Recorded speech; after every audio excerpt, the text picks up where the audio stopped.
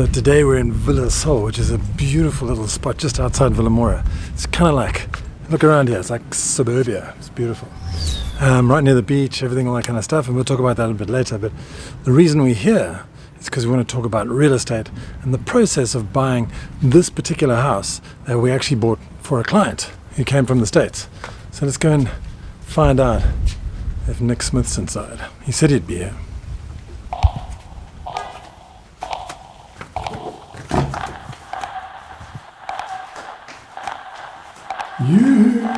Hello.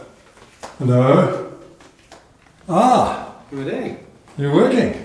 Well, trying to. Good man. Are you working? Yes, this is what I do for my job.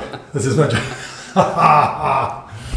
He's a funny guy, this guy. So yeah, as I said, we're going to chat about real estate. So let's chat about real estate.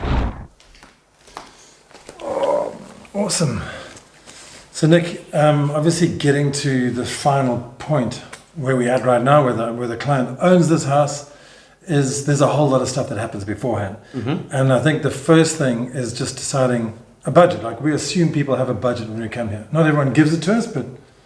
Yeah, I think everybody's in a different place. Some are selling all assets back home and selling up and coming here. Some are using additional sums of money to come and purchase stuff. But either which way, it's an important feature to be able to give yourself or to an agent to know, what budget they're working to, because that can affect anything from areas to Absolutely. style. No, for sure. And in your experience, does everybody come with okay, I've got $500,000 in cash to spend, or is it like a mix of mortgages? Because some people don't know that they can get. But I'd say it's a split, complete split, even split. I think also, and that could be anything from, okay, well, they haven't got the full capital, so they're required to actually do it.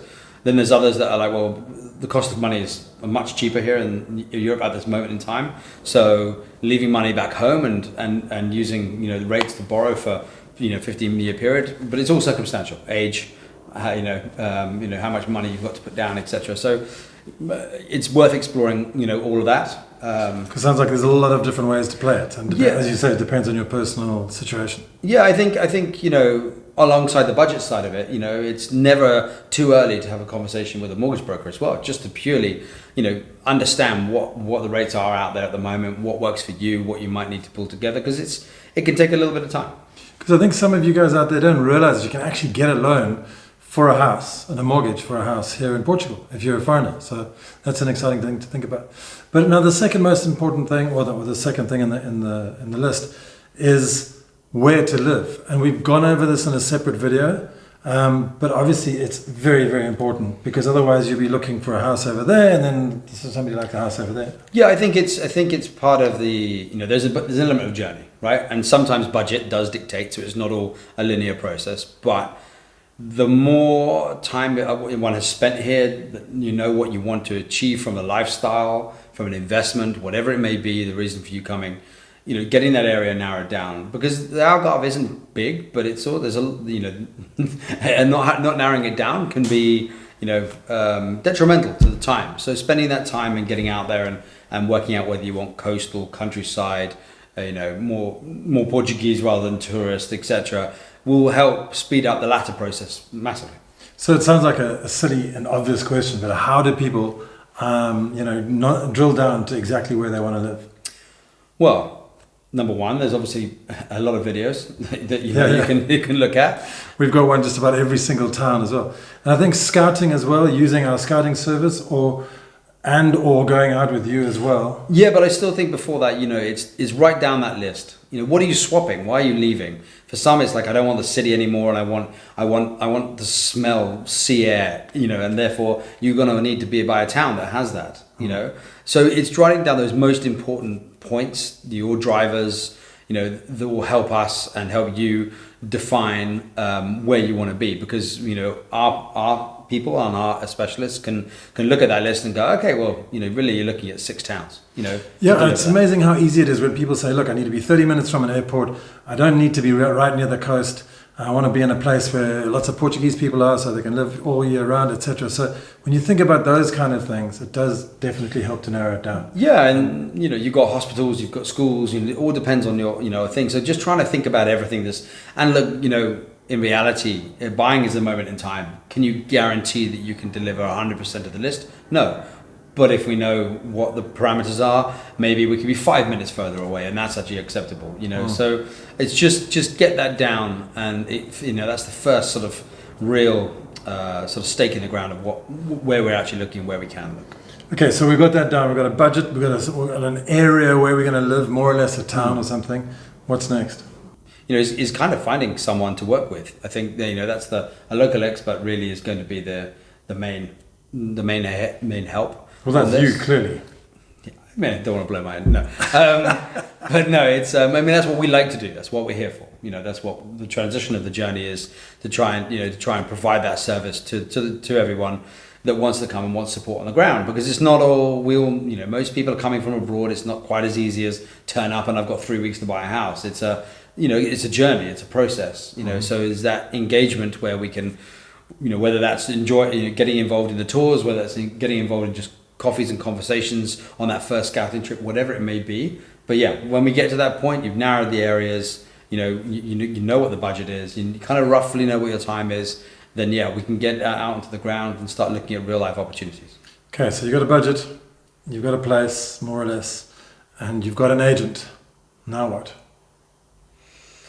I think at this point, you need to have understood the full cost of purchase, so it does slide back into the budget. This is, again, in conjunction with mortgage and where you are in that process and knowing all those costs. Okay, quickly, let me just break down these fees.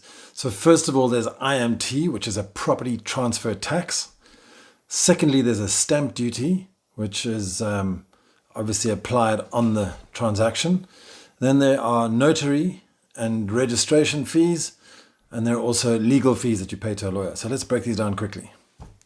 The best way to illustrate this is by using a case study. So for example, on a 500,000 euro property, the IMT would be, it's a progressive tax calculated based on the purchase price or the tax valuation of the property, whichever is higher. Now the rates vary depending on the type of property and its value. So for urban residential properties, the IMT is calculated as follows, as you can see. So up to 97,000 and some change, it's 0%. Between 97 and 132,000, it's 2%. Between 132,000 and 180, it's 5%. So as you see, it's all progressive and it's added up. And on a 500,000 euro property, that adds up to 27,000 euros and 437 euros. So that's about 5%. Now there's a stamp duty on it as well, which is 0.8%. So that's clean and simple. It's 4,000 euros. The notary and registration fees, as we said, are between 1,000 and 200, so we're going to take an approximation of 1,500. And also the legal fees are between 1 and 2%, so we take 1.5%, that equals 7,500 euros. So the total estimated fees and taxes for a €500,000 property are 40,000 euros, 437.94, which is 8% of the purchase price. So you found an agent, right? So now, the fun begins, really. We've got to find you a property.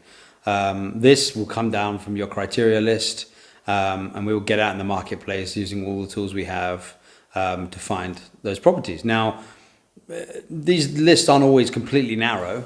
There still might be some movable parts and parameters, and we understand that. So we might be a bit generalist at the moment. Some clients we work with, is almost like a team where they may send things over that they've seen. We might be the full search agent, depending on how that person feels. Really what we're doing is just trying to get everything identified, booked, and we start viewing properties. Really, it doesn't matter what things are, where they are. What things are, where you see them on the portals. Some things can photograph really well, but actually in reality, next door, it's a pig farm or a municipal kennel or something you're never going to say on the videos. Now, as a company, we can do that with you in person, or we can do it on your behalf while you're sort of sat back home. Now, that's the purpose of us, is that we can start filtering 10, 15 properties that might be of interest to really sort of get them down to a point where you can fly over and only have to see 3 or 4. But seeing the properties is key. It really is. You just don't know what's around the corner until then. We then will take that process. We obviously we'll work with you to get to the point where we identify the 1, the 2, the 3 options. We're here to support you to get you the best deal. We don't care what property you actually buy. as long as it's the right one for you. We're not tied to anything. So as a buying agency, we don't care about just trying to sell someone's house, because it's not what we're into. So we have a complete unbiased approach to every property. So we just want to make sure that you've seen the right thing, the good bits, the bad bits. We make the offers, on your behalf. We'll work on those, on values, what we think we might get, to narrow it down to the point where we can, get an offer accepted by a seller. Up until offer stage, there isn't any cost. You've got, when you've decided to make an offer, you might want to make a survey. Have a survey done. Generally speaking, I've been in the property game for over 20 years. I think most people have a good idea of what's a good property and a bad property. But it's always nice to get that sense check for things like the roof, perhaps structural things, maybe just to reiterate and point out things that you may already know, but, sometimes we can use that as good negotiating points. And sometimes, we can't. It just depends on the circumstance. But getting a survey for that peace of mind is an additional sense check on pool legality, on, the actual house legality, and it will over and above the lawyer. So you've got a sort of twofold thing there to help you secure that. They'll check the electrics. They'll do all the sort of the stuff that gives you that sort of peace of mind, that you're there. So that's, roughly speaking, on average, we're looking between 500 and 1,000 euros, depending on the size of the house and the location, for that cost. But I think it's an important one. Once you've moved through there, that stage, you've had the offer accepted.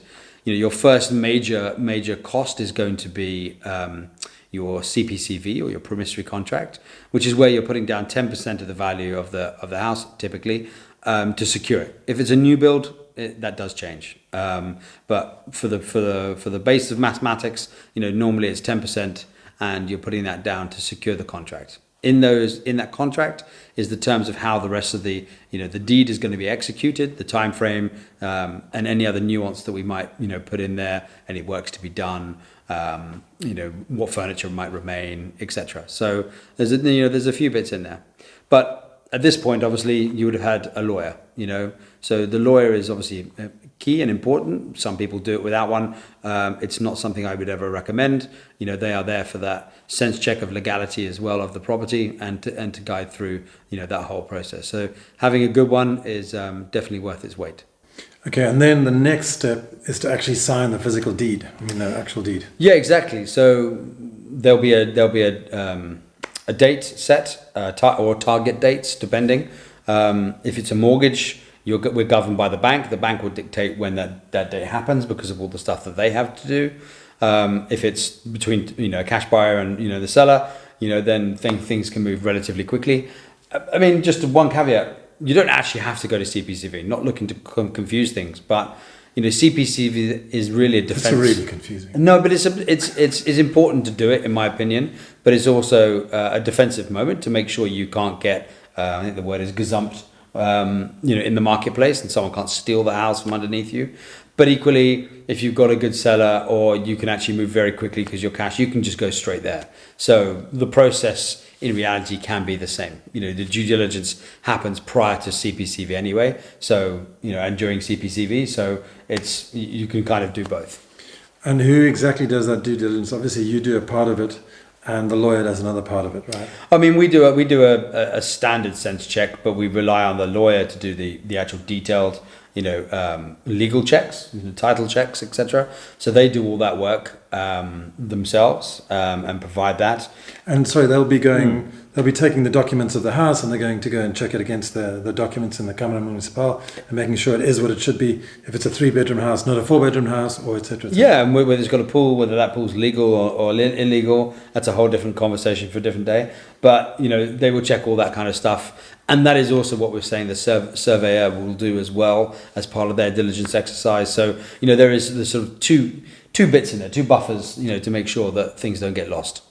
Because obviously that's a vital part, because there have been so many stories, and you might have read a lot of stories online and these crazy Facebook groups that this has happened to people. So you've got to do your due diligence and make sure that we and the lawyers are doing their due diligence on your behalf. I think that is the thing, and again, I would say one of our USPs is that we don't, as I said, we don't care what you buy.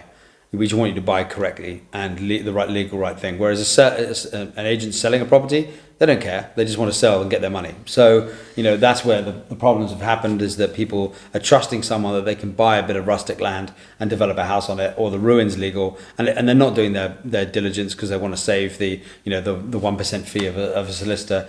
And in the long run, it's just not worth it. It's more trouble than it's worth. And, just listen to the lawyer, listen to the surveyor, listen to us, but, listen to us and then, pitch us against the legal team just to make sure we're giving you the right story. But, with that process in place, you shouldn't go wrong. Yeah, and I think with the problems what people have is when they try and cut out agents and lawyers, they try and do it on themselves by speaking directly to the owners and think, we'll save all this money. But at the end of the day, it's probably not worth it. I remember a friend of mine, actually it was a friend of mine, offered me a piece of land for $10,000 way back in the day. And I said, well, can I build? And he's like, no, yeah, of course you can build. And I couldn't build on a 10,000 euro piece of land. And he just wanted to get it sold. Yeah. Great buddy, wasn't he? Really good, mate. Yeah. Did you buy it? No, I chose a new friend. Phew.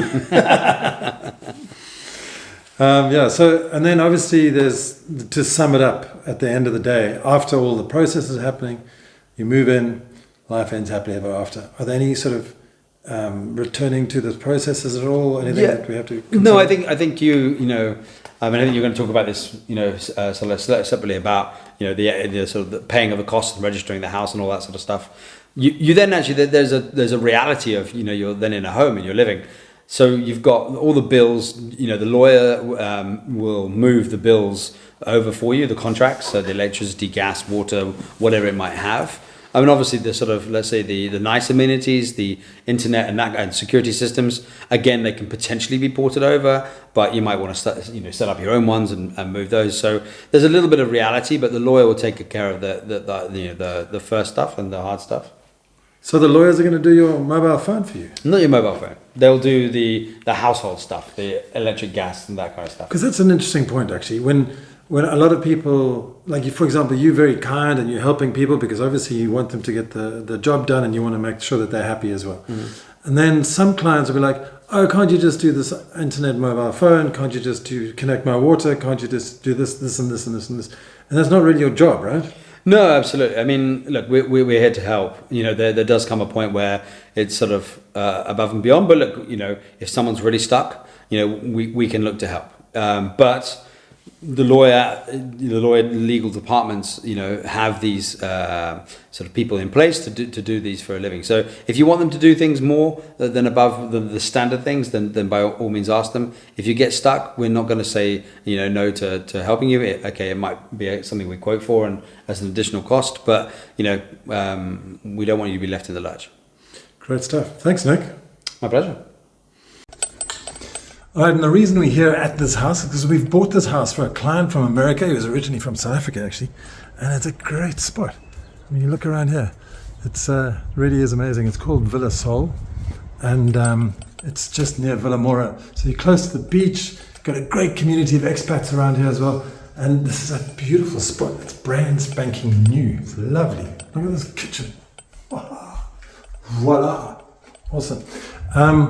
But we do this for a lot of clients. We've done about way over 50 houses, and Nick and Duarte are the team that look after the real estate, and they're getting great guns because we actually had quite a lot of input from the videos. So actually, where is he? I'm trying to find him. Nick. Hey. Oh, you're out here. I was just checking out the scenery. You're just checking out the scenery. Yeah. Yeah, it's not too shabby, is it? Peaceful place, to be honest with you. So tell us a little bit about this place. Yeah, so we're a 3 to 4 bedroom house. It's got a really big basement, which is what the 4th bedroom is, with its own bathroom. It's a townhouse set in just outside of Vila Sol. And yeah, our client we bought it for is now wanting to rent out because he's not coming here quite yet. So we're just looking to do, either short, medium, or long-term, leasing. We can be flexible to suit.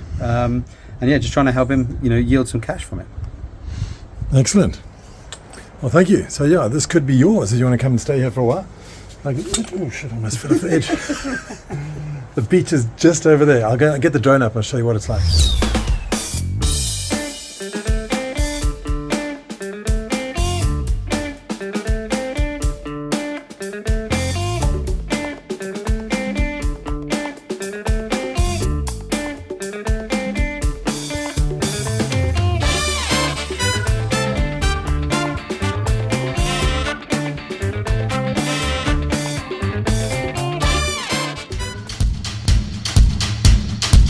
algarveaddicts.com. We'll see you next week, but if you need any help relocating to the Algarve, click through to our website, algarveaddicts.com.